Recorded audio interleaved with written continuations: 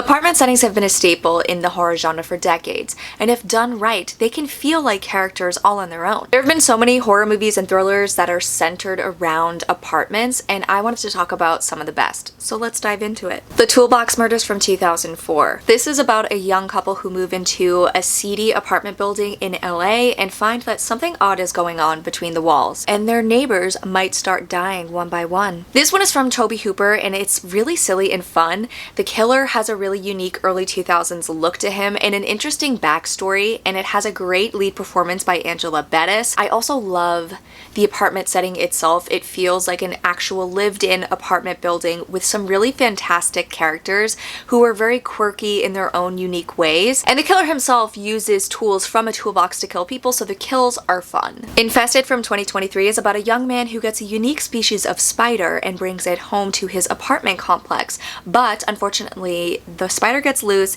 it multiplies, and the entire apartment building gets infested. This one is very claustrophobic, and if you're jumpy and squirmish to spiders, this one will make you uncomfortable. There's all different sizes of spiders, and these spiders are jumping, they're moving quickly, and you can almost feel like these spiders are crawling all over you while you're watching them. I love how the story plays out through this apartment building that's kind of run down, but everybody is a community, and I think the characters are really unique and interesting to follow, and overall I was really impressed by this, and this set pieces with the spiders and the spider webs, certain hallways and darkness that the spiders hide in, and it's just really thrilling. The Fourth Floor from 1999 stars Juliette Lewis as a young woman who inherits a brownstone, a rent-controlled brownstone in New York, and when she moves in, she meets her interesting neighbors, and soon she finds herself under attack by one of them. This one is very Hitchcockian, where it feels like there's a sense of dread and paranoia that builds up through most of the movie. This one is really unique because there is someone who is attacking Juliette Lewis's character, but you don't really get to see them. So you're in the dark as much as she is, or her character is, and it all culminates to a crazy climax. But it's kind of scary to think that your apartment, which is supposed to be your safe haven, your home, could be disrupted because a neighbor decides to wreak havoc on your life.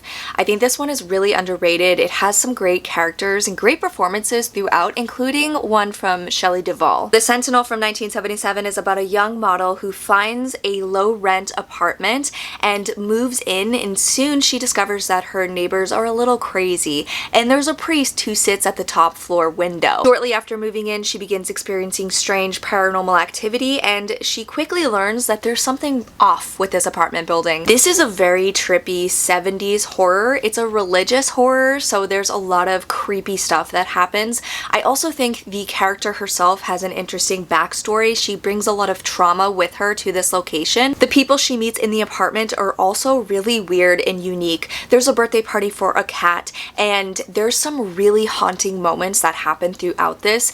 Moments that take place at night where the character is in bed and she sees a person walking through her room, and just the soundtrack, the score that goes along with these scary moments just amplifies the scare factor, and it has one of the craziest finales ever that's so unsettling but so well done. And I think that it has a nice reveal of what this apartment setting is, and I think it's really just dark and a really well done religious horror movie that kind of a lot of people don't mention. Citadel from 2012 is about a young agoraphobic man who thinks that this gang of children are after him and his baby.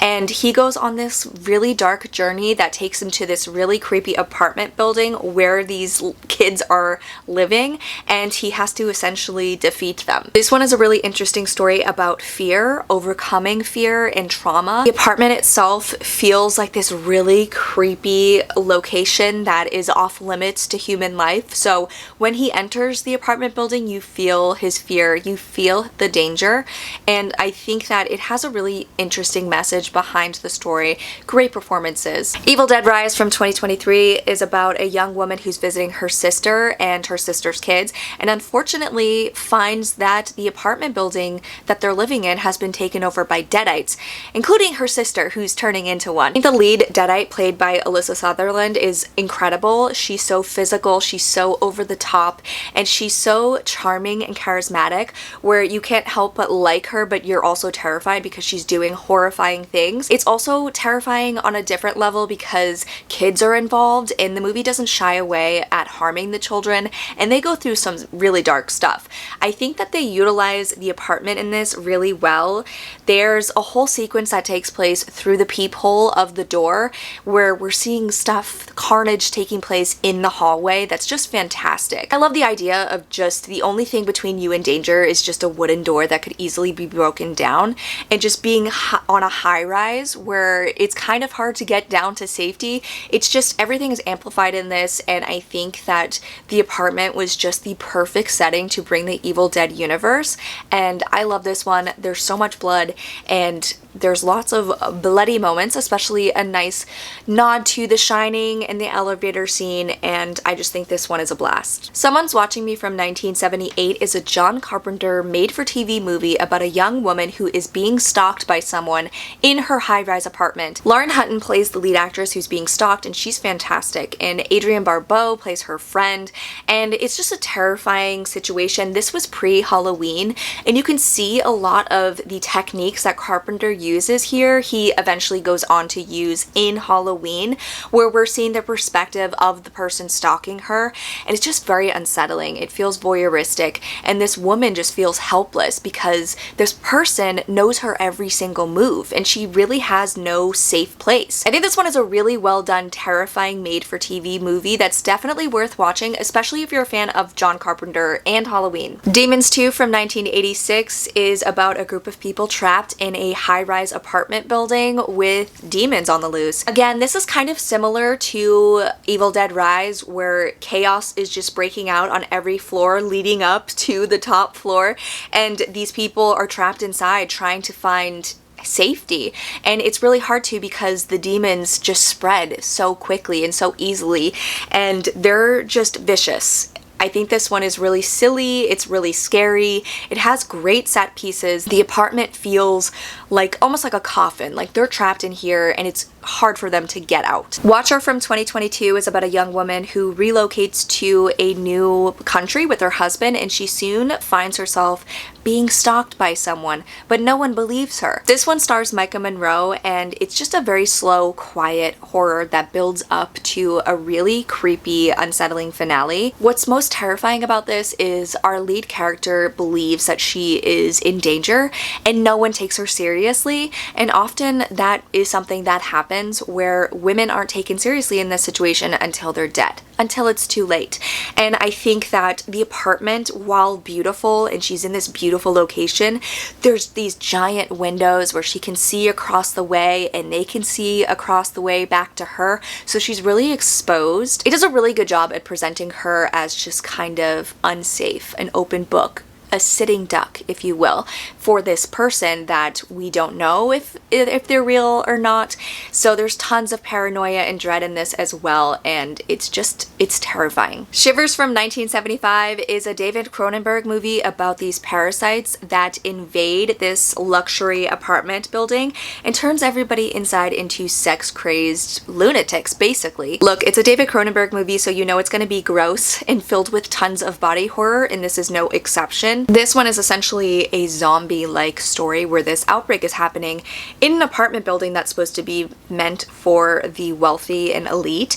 So there's a lot of interesting commentary there. It's also gross and just unsettling. So if you liked David Cronenberg, I think you definitely should check this one out. 1BR from 2019 is about a young woman who seemingly hits the jackpot when she finds this one-bedroom apartment that has a great community, there's like barbecue, there's all this great stuff. But after she moves in, she begins hearing strange noises, and things take a very dark and disturbing turn for her. This one was unexpected because it goes into unexpected directions. I think that it's very violent and very bleak, and it was hard for me to watch because it's just kind of, it's not fun, but I think it's a really well-made film. It's terrifying to think of this young woman in this community, what they do, what you find out, what you uncover. So the situation itself is terrifying. This one makes you wary of those too good to be true deals to move into places. Not that I could afford it, but you know. Insidious 3 from 2015 is the third installment in the Insidious franchise. It follows a teenage girl who gets into a horrific accident that leaves her in a cast where she's kind of immobile in her apartment building where she lives with her dad, and soon she finds herself a target from an evil entity from the further. This one is my favorite in the Insidious franchise because of the apartment setting. I feel like they just make it feel like a huge apartment setting, and I love the set design of this young girl's room. It feels really lived in like a cool girl who lives there. It's just a place that I would want to live.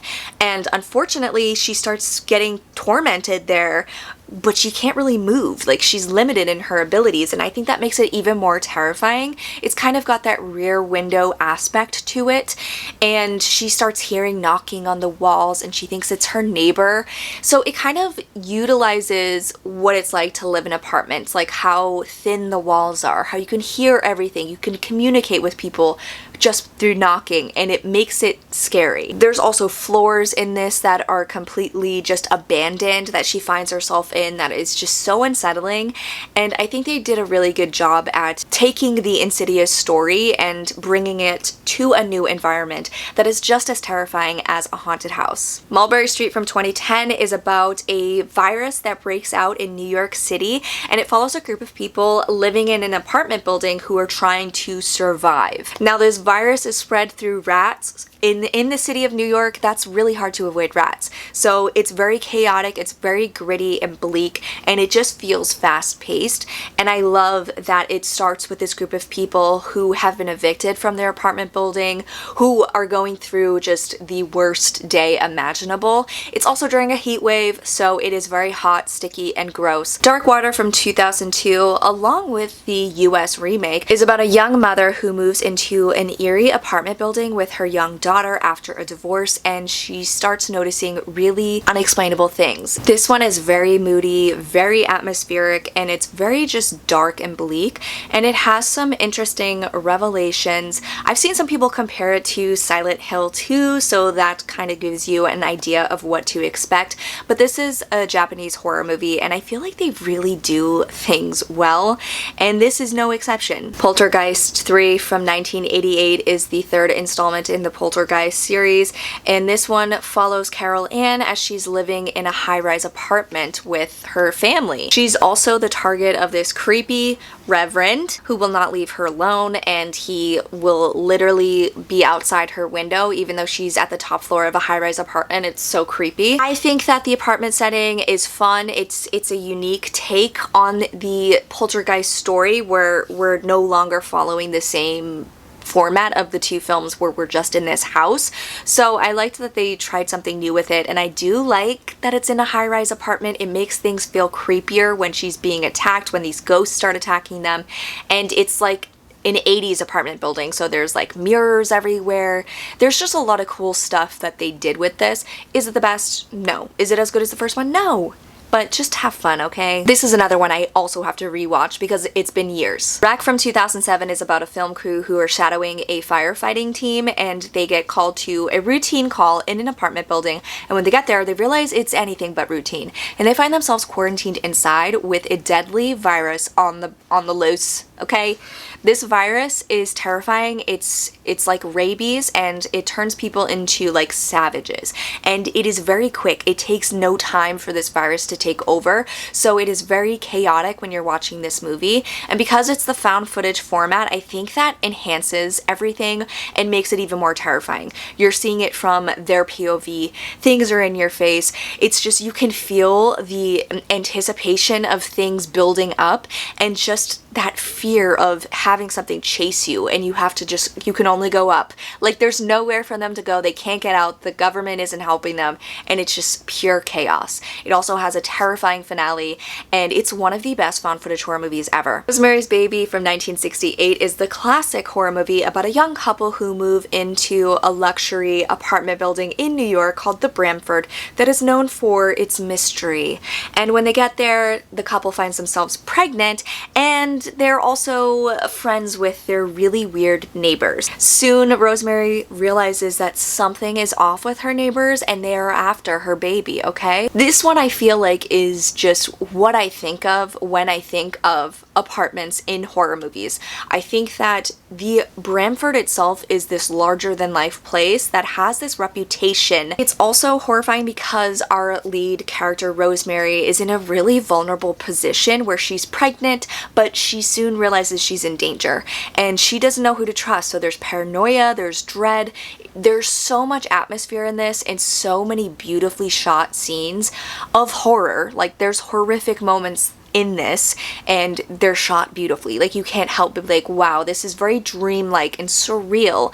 And I love the apartment itself because there's like hidden doorways that she can get into different apartments and it just feels like a labyrinth. And it's just, I love it. It feels like a warm, cozy blanket to hell, I guess you would say. Like it's not a place you want to live, but it's also kind of cool and it's a beautiful building in New York. So there's lots to look at in this movie. And there you have it. Those are some of the best apartment settings in horror. I love all of the movies I mentioned on this list. Let me know if there are any more movies that you would add to the watch list because, like I said, I can't get enough of this subgenre. I can't get enough of apartment settings in horror and I want to watch more of them. So please leave your recommendations down below. Let me know if I talked about any of your favorites. And thank you so much for watching, guys. I will catch you next time.